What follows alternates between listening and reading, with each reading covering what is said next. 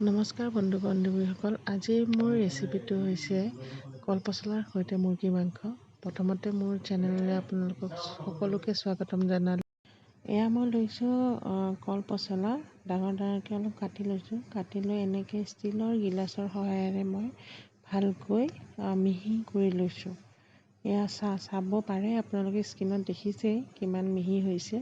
তাৰপিছত মই জুইত বনাইছোঁ, যিহেতুকে কেৰাহীখন চৌকাৰ ওপৰত পাতি লৈছোঁ। তাৰপিছত তেল দিছোঁ। তেল দিয়াৰ পিছত তাত দিছোঁ মই তেজপাত আৰু পিঁয়াজ দি কিনে আপোনাৰ পিঁয়াজখিনি যেতিয়ালৈকে ৰঙচুৱা নহয় তেতিয়ালৈকে আপুনি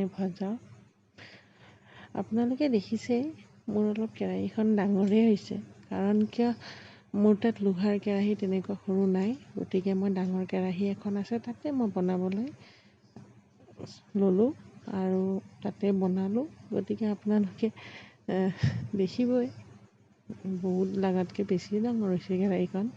এতিয়া ৰেচিপিটোলৈ আহোঁ। তাত আপোনাৰ দেখিছেই আপোনালোকে পিঁয়াজখিনি ভালকৈ ৰঙচুৱা হোৱা নাই, গতিকে মই অলপ ভাজি আছোঁ। ৰঙচুৱা হোৱালৈকে আপোনালোকে ভালকৈ ভাজক, কাৰণ মোৰ জুইটোও ভালকৈ উঠাব পৰা নাই মই চৌকাত। জুইটো ভালকৈ উঠিলে সোনকালে হ'ব, কিন্তু জুইটো ভালকৈ উঠা নাই। আজি বহুত ধোঁৱাই আছে জুইটো, গতিকে এনেকৈয়ে বনাই আছোঁ। এতিয়া দিবলৈ ওলাইছোঁ মই সেইখিনিত অলপ আদা নহৰু পেষ্ট, তাৰপিছত দিম মই গোটা জিৰা, বটি লোৱা গোটা জিৰা পেষ্ট আৰু ধনিয়াৰ গুড়ি। সেইখিনি দি গোটেইখিনি মছলা দি মই ভালকৈ আৰু তাত দিছোঁ ধনিয়াৰ গুড়ি, পেকেটৰে ধনিয়া গুড়ি থাকে, সেয়াকে মই দিছোঁ। দি ভালকৈ আকৌ লৰাই আপোনাৰ যেতিয়ালৈকে আমাৰ মছলাখিনি ভালকৈ ভজা নহয় তেতিয়ালৈকে ভাজিম। ভালকৈ ভাজি আপোনাৰ নহৰু আদাৰ যাতে স্মেলটো নাথাকে, যাতে মানে কেঁচা নালাগে, তেনেকুৱা সেইটো ভাৱটো যাতে নাথাকে, তেতিয়ালৈকে আমি ভাজিম। ভজা হোৱাৰ পিছত তাত দিম এইবাৰ দিছোঁ মই মুৰ্গীৰ মাংসখিনি। মই ব্ৰইলাৰ মুৰ্গী লৈছোঁ। আপোনালোকে ইচ্ছা কৰিলে লোকেল মুৰ্গীও ব্যৱহাৰ কৰিব পাৰে। কিছুমানে হাঁহ দি খালেও ভাল লাগে, বা কিছুমানে ছাগলীৰ সৈতেও বনায়, ছাগলী মাংসৰ সৈতেও বনায়, তেনেকুৱাকৈ খাই ভাল লাগে। মই কিন্তু আজি ব্ৰইলাৰ মুৰ্গী ল'লোঁ। ব্ৰইলাৰ মুৰ্গীখিনি দি লৈছোঁ। তাতে নিমখ দিলোঁ এইমাত্ৰ মই। নিমখ আপোনালোকে নিজৰ আন্দাজমতে দিব। দি গোটেইখিনি ভালকৈ লৰাই যাতে গোটেই মছলাখিনি মাংসখিনিত ভালকৈ লাগে, তেনেকৈ লৰাই দিয়াৰ পিছত মই দিলোঁ হালধিৰ গুড়িও আপোনালোকে আন্দাজমতেই দিব, নিজৰ আন্দাজ অনুসৰি দি আকৌ মই লৰাই অলপ ভাজিলোঁ।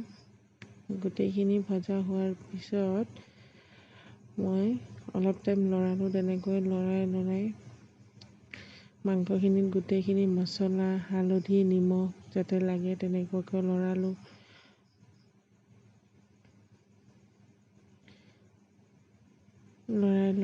মোৰ এতিয়া জুইখিনি বহুত ধোঁৱাইছে। আজি স্কিনখন চাগে একদম ধোঁৱা হৈ গৈছে। তাতে মই ৰেড চিলি দি দিলোঁ। ৰেড চিলি আপোনালোকে কিমানখিনি জ্বলা খাব পাৰে সেই ওপৰত যায়। গতিকে মই ৰঙচুৱা হ'বলৈ ৰেড চিলি দিয়া নাই, আচলতে মই জ্বলা হ'বলৈ ৰেড চিলিটো দিছোঁ। গতিকে গোটেইখিনি মোৰ নিজৰ অনুসৰি মই যিমানখিনি খাব পাৰোঁ সেই হিচাপে মই ৰেড চিলি দি ভালকৈ ফ্ৰাই হ'বলৈ দিলোঁ। মাংসখিনি ভালকৈ ফ্ৰাই হোৱা দেখিছেই আপোনালোকে স্ক্ৰীণত। মাংসখিনি তেনেকুৱাকৈ ফ্ৰাই হ'ল, ধুনীয়াকৈ সিজিলে।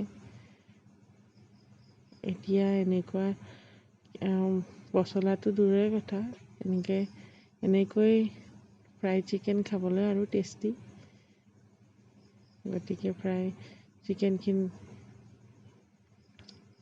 তাত দি দিলোঁ। ফ্ৰাই হোৱাৰ পিছত দিলোঁ মই তাত কলপচলা আৰু আলু, পচলাখিনি তেনেকৈ দি ভালকৈ বাতিত অকণমানো নেৰাকৈ মই গোটেইখিনি দি দিলোঁ। পচলা দি গোটেইখিনি মই ধুনীয়াকৈ লৰালোঁ। আকৌ পচলাৰ লগত যাতে মাংসখিনি ধুনীয়াকৈ মিহলি হয় তেনেকুৱাকৈ লৰালোঁ।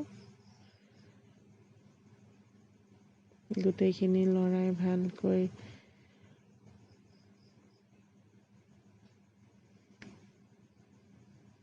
ধুনীয়াকৈ লৰাই তাত মই ঢাকোনখন মাৰি দিলোঁ যাতে অলপ সিজে। সিজাৰ পিছত অলপ দেৰি পিছত দেখিছে এনেকৈ অলপ পানী ওলাইছে। পচলাৰ পানীখিনি ওলাইছে।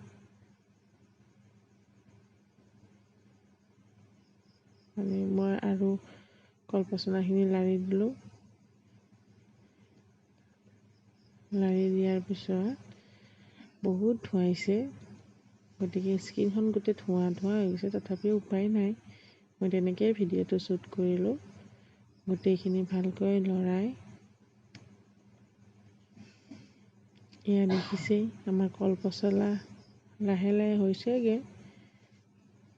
এনেকুৱাকৈ তাৰপিছত তাতে মই দি দিলোঁ জালুকৰ গুড়ি।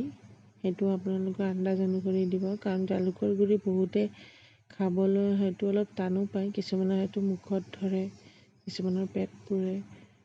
সেইকাৰণে আপোনালোকৰ নিজৰ আন্দাজমতে জালুকৰ গুড়িটো দিব, আৰু যদি দিব নোখোজে নিদিবও পাৰে। তাৰপিছত মই পানীখিনি দিলোঁ। পানীখিনি দি তাৰপিছত মই তাত ঢাকোন লগাই দিলোঁ। ঢাকোন লগাই পানীখিনি যাতে অলপ কমে সেইটো মই চালোঁ। তাহাঁত সেনেকুৱাকৈ উতলিলে, গোটেইখন একেবাৰে বুকবুককৈ উতলিছে, জুইটো অলপ বাঢ়িছে, তথাপি ধোঁৱাখিনি কমোৱা নাই। তাৰপিছত মোৰ হৈ গ'ল ৰেডি কলপচলাৰ সৈতে মুৰ্গী মাংস।